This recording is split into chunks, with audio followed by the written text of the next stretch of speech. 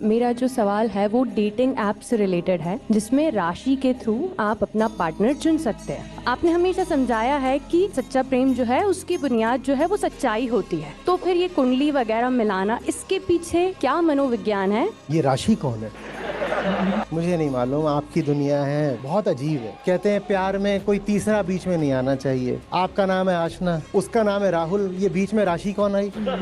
सूर्य, नक्षत्र, चांद, तारे, आकाश गंगाएं सारी वो एक निश्चित नियम पर चलते हैं। वो नियम आपको विज्ञान बता देता है, वहां तक बिल्कुल ठीक है। वो गणनाएं विज्ञान की हैं, आप गणना करके बिल्कुल बता सकते हो कि किस दिन, उदाहरण के लिए, पृथ्वी और मंगल ग्रह के बीच में दूरी सबसे कम होगी। अब उसके आगे ये कहां से आ गया कि जब बृहस्पति यहाँ होगा और शुक्र यहाँ होगा तो आपका भाग्य फिर यहाँ होगा? और मैं क्या जवाब दूं इसका? जवाब आप दीजिए कि आप इन बातों को मानते क्यों? मेरे लिए तो इन बातों का खंडन करना भी एक तरह का अपमान है अपने प्रति। कोई बात कुछ दम रखती हो तो मैं उसका खंडन भी करूं। बताता हूं आपको, इन बातों को मानने के पीछे आपके पास बस मनोवैज्ञानिक कारण है, और मनोवैज्ञानिक कारण है डर। आप डरे हुए हो, और जहाँ डर होगा वहाँ प्रेम हो सकता है क्या? डर और प्रेम साथ चल सकते हैं? तो जहाँ कुंडली मिला करके काम हो रहा है वहाँ तो पहले ही पता है कि इस रिश्ते में कभी प्रेम नहीं होगा। हाँ, दहेज हो सकता है, हाँ मान्यताएं हो सकती हैं, हाँ वर्जनाएं हो सकती हैं, हाँ लेन देन हो सकता है, प्रेम नहीं हो सकता,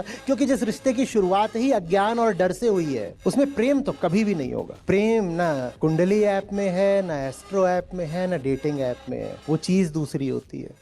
पुरानी पीढ़ी के गुरु होते थे, वो कहा करते थे, अरे समाज से दब कर रहो और भगवान से डरो और परंपरा के पीछे चलो। ये बातें आज की पीढ़ी को अब पुरानी लगती हैं। कह रहे हैं हाँ, हम बाहर किसी से क्यों दब के रहें, किसी से क्यों डर के रहें। तो अभी जो फैशनेबल गुरु लोग हैं वो बताते हैं, मैं तो अपने मन की करूंगा, मैं किसी की नहीं सुनता, मैं तो अपने मन की करता हूँ। और ये पुरानी गुलामी से ज्यादा भीषण गुलामी है। ये फैशनेबल और ट्रेंडिंग रिबेलियन है जो दो कौड़ी का नहीं है, ज्यादा घातक है। पुरानी पीढ़ी कहेगी आयोजित विवाह करो, कुंडली मिला के। अच्छा ही करा कि उनकी बात को ठुकराना शुरू कर दिया, चलो ठीक किया। लेकिन आपकी पीढ़ी क्या कह रही है? जो हमें पसंद आएगा हम तो उसके साथ रहेंगे। अच्छा चलो, सुनने में तो अच्छी लगी ये बात, लेकिन ये तो बता दो कि पसंद करने का तुम्हारा पैमाना क्या है? तुमने कह दिया माँ बाप की पसंद पर नहीं चलेंगे, चलो ठीक किया। काहे को कोई आजाद आदमी किसी और की पसंद को जीवन भर अपने ऊपर लाद कर रखे? चलो ठीक किया, तुमने कह दिया समाज की नहीं सुनते, माँ बाप की नहीं सुनते। पर ये तो बता दो अब किसकी सुन रहे हो? अब तुम कह रहे हो हम अपनी पसंद की सुन रहे हैं, और तुम्हें पसंद करने की तमीज है? मुंह देखो अपना।